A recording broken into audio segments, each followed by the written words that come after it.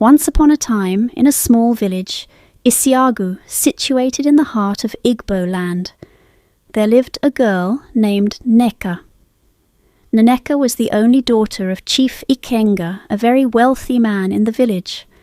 Nneka was known for her kind heart and unwavering sense of justice. She was loved by all in the village for her selflessness and willingness to help those in need. Nneka's light shone brightly, bringing hope to even the darkest corners of her community. Whenever she passes, the villagers gather around expressing their admiration for her kind heart. However, there were some who could not stand Nneka's goodness. Among them was King Ezeoba, a powerful and wicked king who ruled the village, Isiagu. Ezeoba, while passing the village square, one day saw people chanting, and he was happy, thinking it was because of him, until he realized it was not his name that the crowd were chanting, but that of Nneka. Ezeoba was filled with envy and bitterness while the crowd praised Nneka. Nneka's kindness was becoming more popular than the king. He despised her for the love and adoration she received from the people, for he was a man driven by greed and a hunger for power. He decides to devise a plan to eliminate Nneka. One night, under the full moon, he visited his most cunning native doctor to help him eliminate Nneka. And there he learnt a shocking secret. The gods have rejected you, and Nneka is the chosen one who will become the next queen of Isiagu. Please, wise one, what can I do to avert this prophecy? Let this prophecy never come to pass. The native doctor told him there was nothing he could do because the gods had rejected him and chosen Nneka. Furthermore, Nneka's spirit was too strong to be easily eliminated. The king returned, very upset and worried, especially because his 3 wives were all barren. He couldn't bear the thought of Nneka taking his throne, so he devised a plan. One morning, Nneka went early to fetch water from the stream, as was her usual routine. While she was at the stream, 2 young muscular men came out of the bush, seized her, covered her mouth, and took her away. In the evening, while villagers were at the stream fetching water and bathing, a young boy pointed at a figure floating in the water. Lo and behold, it was Nneka. They quickly rushed and carried her out. Unbeknownst to Nneka, her fate had been sealed that day. When news of Nneka's sudden death spread, grief and sorrow engulfed the whole village. Mr. Ikenga wept uncontrollably because Nneka was his only consolation after the death of his wife during Nneka's birth.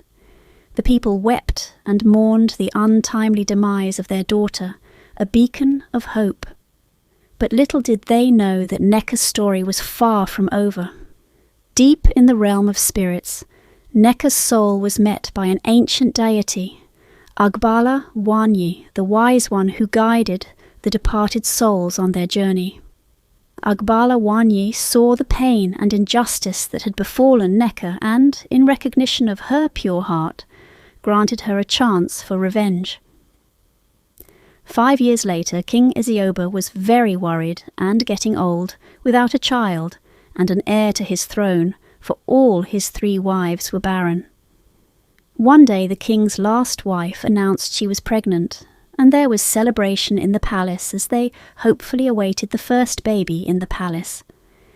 The king's wife, Amara, finally gave birth to a bouncing baby girl, and they named her Adaora, meaning a child born for all, and destined to be the heir to Ezeoba's throne. Adaora's parents loved her deeply, especially the king. Their bond knew no boundaries. As she grew older, her mysterious powers increased beyond mortal comprehension. There was always something strange about Adaora. She had strange dreams from infancy. She would scream out loud each time she fell asleep, but wake up unable to explain what caused the screams. Even though the king's love for his daughter grew, he was also concerned about her and the mystery that surrounded her. Seeking answers, he visited the native doctor again and learned a secret that shattered his life. Adaora is the reincarnation of Nneka, whom you killed, She has returned to kill you and reclaim her throne, which you stole 10 years ago." The king could not believe his ears, for he loved Adaora so much. When he confided in one of his closest friends, he was advised, "Let's kill her before she finds out who she is, my king. The throne needs you." That night, the king could not sleep and was very worried. He could not entertain the thought of killing his own daughter he loved so much. 10 years later, the king called for a celebration known as Iruke, a grand tradition of Isiagu passed down through generations. During this event, the king announces his heir to the throne. It was a very big occasion, with other village kings in attendance. The villagers were dancing and chanting, and Adaora was happily dancing among them. Suddenly she stopped. Her eyes began to blaze like fire, and everyone looked on in fear and wonder as mystical power engulfed her. Adaora roared and shouted, "King Ezioba, confess what you did 23 years ago. Confess now."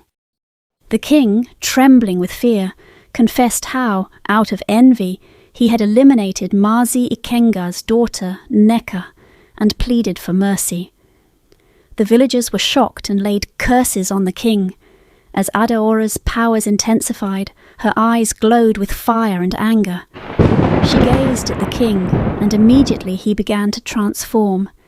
He grew claws like a lion, and his head transformed into that of a lion. Everyone was shocked and scared as he roared and ran wildly around the village before finally fleeing into the bush. That was the last time anyone ever saw him.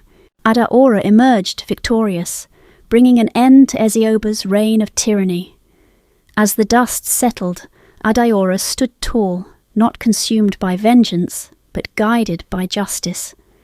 She had fulfilled her mission, avenging her untimely demise and restoring balance to all the surrounding villages. The villagers celebrated her, seeing her as a symbol of justice and protection. Adaora embraced her role not just as the queen of Isiagu, but as a protector, ensuring that the light of goodness would continue to shine brightly in her community. The tale of Neka's reincarnation as Adaora left a lasting impact on the villagers, who learned profound moral lessons from her journey. Adaora's mission serves as a reminder that there is no justification for wickedness, and that true justice prevails in the end. I hope you enjoyed the tale. If so, please like the video, share it with your family and friends, comment on it, and don't forget to subscribe to the channel and turn on the notification bell for more enchanting tales like this one. See you in our other videos. Goodbye.